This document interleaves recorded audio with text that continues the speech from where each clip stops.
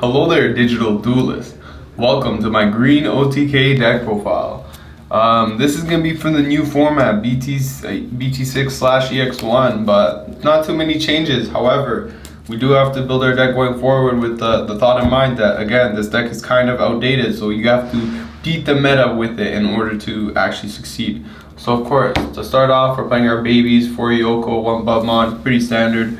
Yokomon's obviously just the best one because it boosts by 2k, very relevant for Lilamon, very relevant for Grand Kawagu.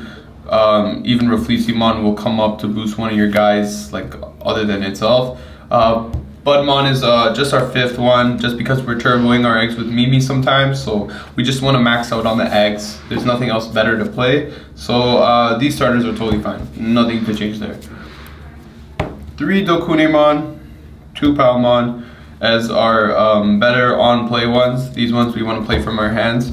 Palmon is better a little later into the game just because we can reattach jamming Palmon.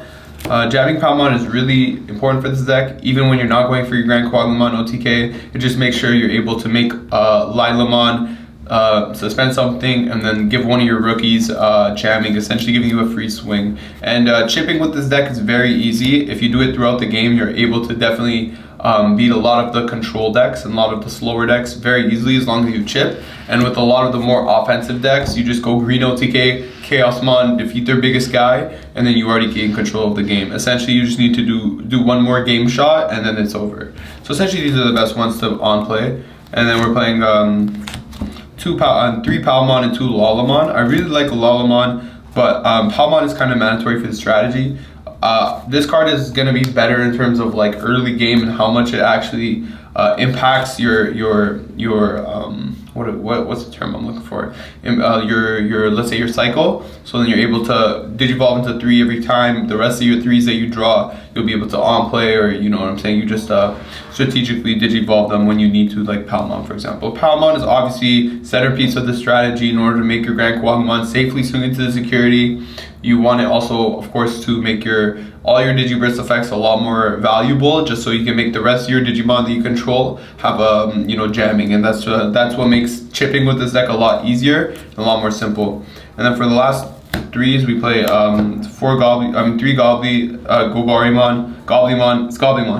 Goblymon, and 1 Terriermon. That's it for the 3s, but we really do want our 2-drops. The only reason I'm playing this few is because this deck turbos really fast. You get to draw a lot of cards and you get to accumulate a lot of advantage. So playing 4 of any of these 3s, like late game, you'll definitely see 2 of in your hand and they'll be stuck. The thing is, like, you want different names because once you reach that late game, you'll have different options in your hand, and that's exactly why I play Terriermon. It's just gonna be that late game option when your opponent has a memory boost. You have 15 cards in your hand. You're like, oh, one of these cards is Terriermon. This is the most valuable one to play, so you're gonna play it.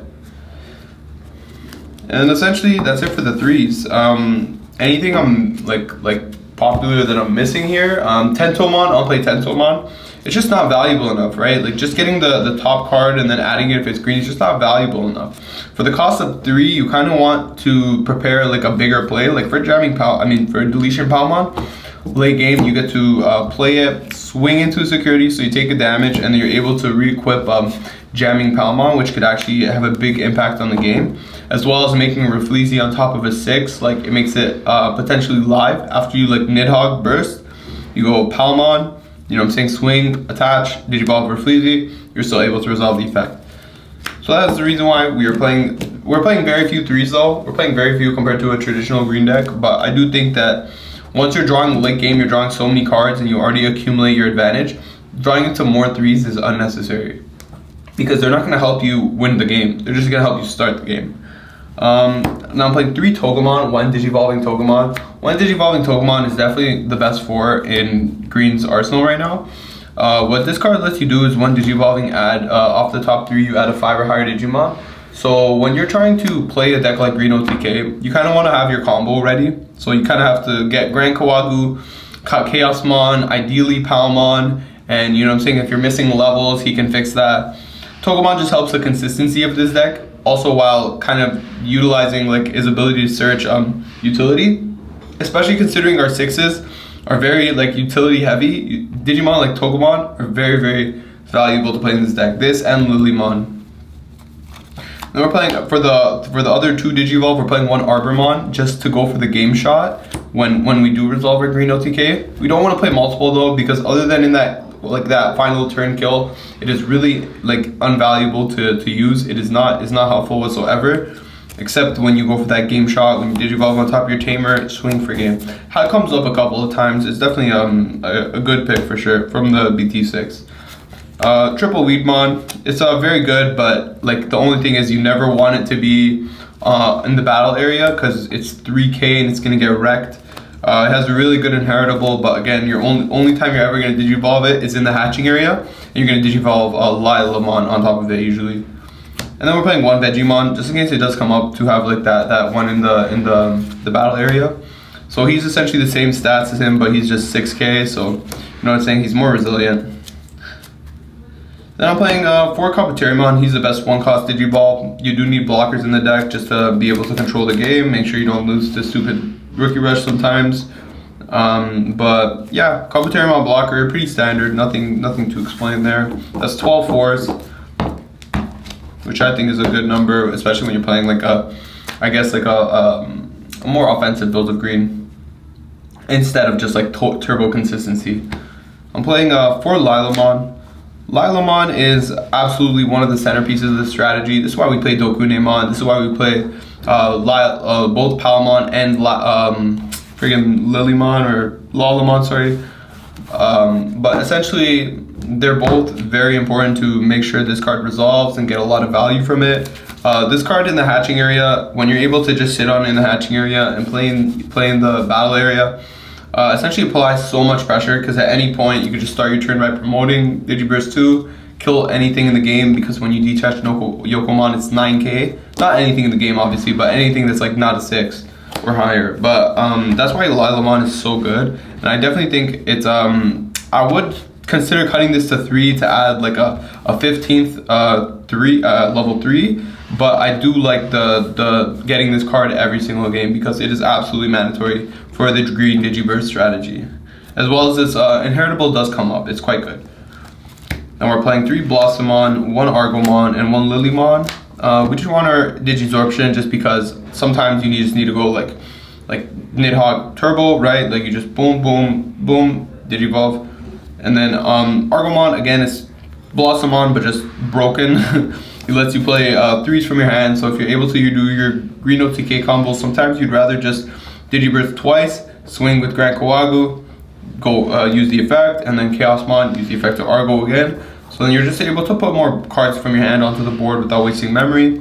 Lilymon is another way to search our utility 6s. When I get into the 6s, you guys will get a better idea of why I'm playing like Togemon and Lilymon as well. So that's it for the 5s. We're playing a lot. It's 9 5s.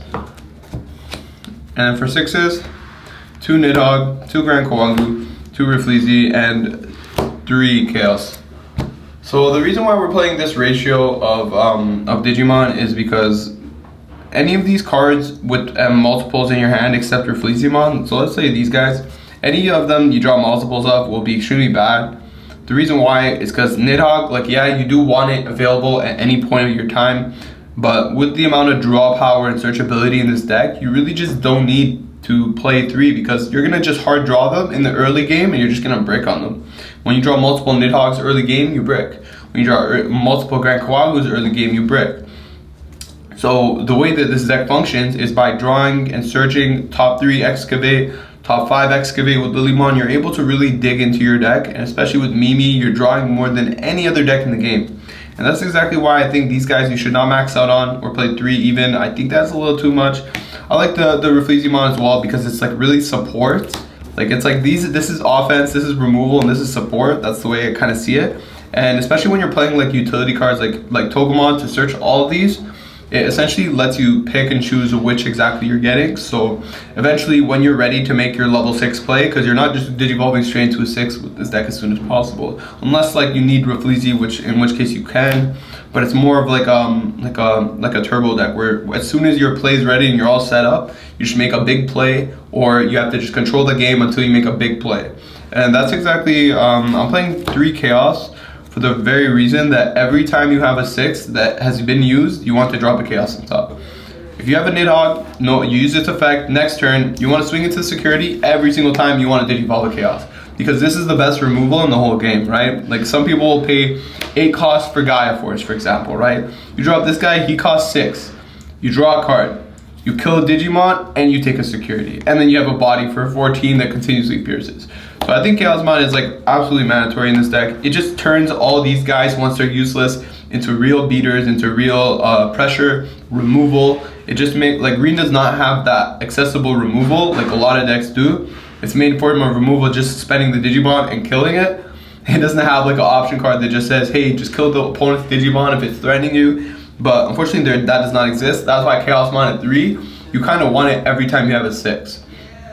Togemon can add it, Lilymon can add it. Your draw power is going to search the Togemon, going to search the Lilymon. I think this is the perfect ratios for 6 and 7s. I would consider playing the 3rd Rafflesia out of anything here, but other than that, I think 2 Nidhogg, 2 Grand Kawagu, 3 Chaos is absolutely staying. Then I played triple Mimi because we're gonna turbo the deck. We're not playing any memory boost cards. The memory boosts I think are really good, but our deck already does what the memory boost needs to do besides giving us memory. Like searching cards is absolutely fine.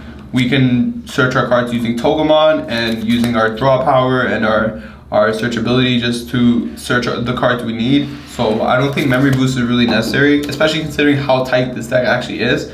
Playing 2 Flower Cannons and Hidden Potential for our option cards.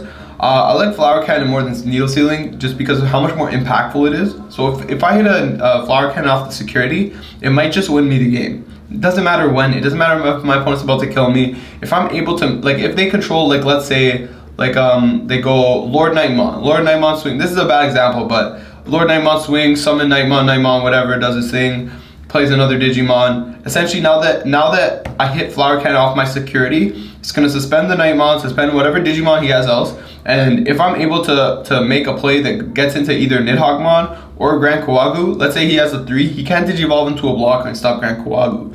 So essentially what it does, it opens up your opponent so that you're able to essentially do whatever you need to do. It's not even about killing his whole board with Nidhogg. It's not even about stopping the blockers to be Digivolved on top of. It's not about, it's about the accumulative impact that Flower Cannon actually has. Hard drawing it, same thing as Needle Sealing, you know, you just suspend their guy. But it just also adds this element of if they see a Flower Cannon activated from hand, they know that's gonna be potentially in the security, right? Could potentially change the game. Hidden Potential is broken. Hidden Potential is broken. That's the whole explanation. Hidden Potential is broken. Hidden Potential just lets you turn your Digimon into 0 cost, and why that's so powerful is because sometimes you could just literally get to Nidhoggmon for free, swing, chaos, kill. And then that's like their whole board is gone after that. Like Hidden Potential just makes this deck very broken, in the sense that when you're able to resolve it, like it's good only 60% of the time, but that 60% of the time it's like absolutely insane. It's absolutely broken. But essentially that is my green deck profile. I think that I've been playing this deck essentially since BT4. And I learned a lot about the deck over time, and I think my deck here is pretty solid. Definitely could make some changes going forward, like in the sense that, you know, there's still a lot of stuff to try out from the EX01. Even though I don't think many of those cards have too much potential, I definitely think it's worth a shot. But this is my current green deck. Thank you everybody for watching. This has been Milano on the 401 TCG YouTube channel. Peace!